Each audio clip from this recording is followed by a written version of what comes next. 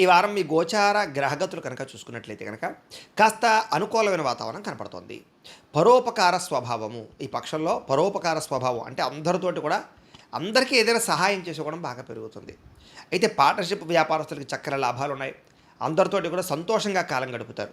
ప్రేమించిన వ్యక్తులతోటి, కుటుంబ సభ్యులతోటి, స్నేహితులతోటి మిత్రత్వాన్ని పెంచుకోగలుగుతారు. కొత్త కొత్త కార్యక్రమాలు ప్రారంభం చేయడం కానీ, ఆగిపోయిన పనులు ఎదరికి వెళ్ళడం కానీ, పెండింగ్ పనులు పూర్తి చేయడం కానీ చేసే అవకాశాలున్నాయి. మీకు రావాల్సినటువంటివి ఏమైనా ఉన్నట్టు కనుక వస్తాయని చెప్పొచ్చు. పర్మిషన్లు లేకపోతే కనుక ఎన్ఓసి లాంటివి కూడా పొందగలుగుతారు. సంఘంలో విశేష కీర్తి, గౌరవ మర్యాదలు పొందడానికి ప్రయత్నం చేస్తారు.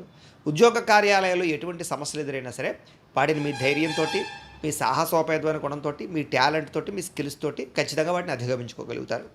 విందు వినోదాల్లో పాల్గొనే అవకాశాలున్నాయి. నూతన గృహాలు కట్టాలనుకున్నా, కొనాలనుకున్నా చక్కని అవకాశాలు అనుకూలతలు కనపడుతున్నాయి. ఆర్థిక పరిస్థితి కూడా మెరుగుపడుతుందని చెప్పొచ్చు. అవసరానికి సమయానికి డబ్బులు చేతికి అందుతాయి. రియల్ ఎస్టేట్ వ్యాపారస్తులందరూ కూడా విశేష ధన ప్రాప్తి కనపడుతోంది. బాగా డబ్బు సంపాదించడానికి, డబ్బులు దాచడానికి, డబ్బులతోటి ఇన్వెస్ట్మెంట్లు చేయడానికి బాగా ప్రయత్నాలు చేయగలుగుతారు.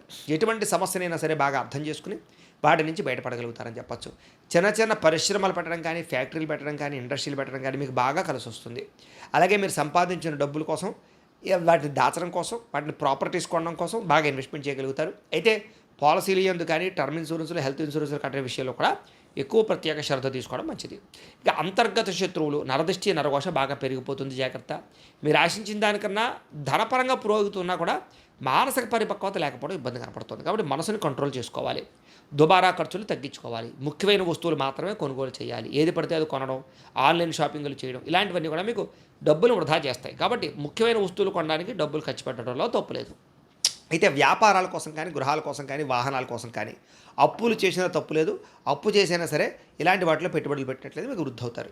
ఇక నిరుద్యోగులకి ఏదో తాత్కాలిక ఉద్యోగాలు కానీ, లేకపోతే మీ పర్మనెంట్ కాని ఉద్యోగాలు కానీ, లేకపోతే ఏదో రకమైనటువంటి సామాన్య ఉద్యోగాలు వచ్చే అవకాశాలు ఉన్నాయి. కాకపోతే ఖాళీగా ఉండకుండా ఏదో పని చేయడం మంచిది కాబట్టి జాయిన్ అయిపోవడమే మంచిది.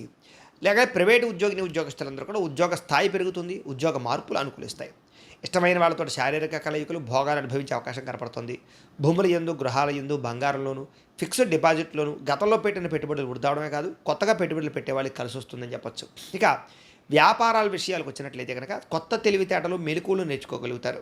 వ్యాపారంలో మంచి నిర్ణయాలు తీసుకోగలుగుతారు. కుటుంబంలో ఉండే సమస్యలన్నీ పరిష్కరించుకోగలుగుతారు. కుటుంబంలో ఉండేటటువంటి వ్యక్తులతోటి అనుబంధాలు బాగా ఏర్పడతాయి. ఇతర దేశాల్లో ఉండే భారతీయులందరికీ కూడా ఉద్యోగ అభివృద్ధి, ఆర్థిక అభివృద్ధి, స్థాన మార్పులు, ఉద్యోగ మార్పులు, అనుకూలతలు కనపడుతున్నాయి.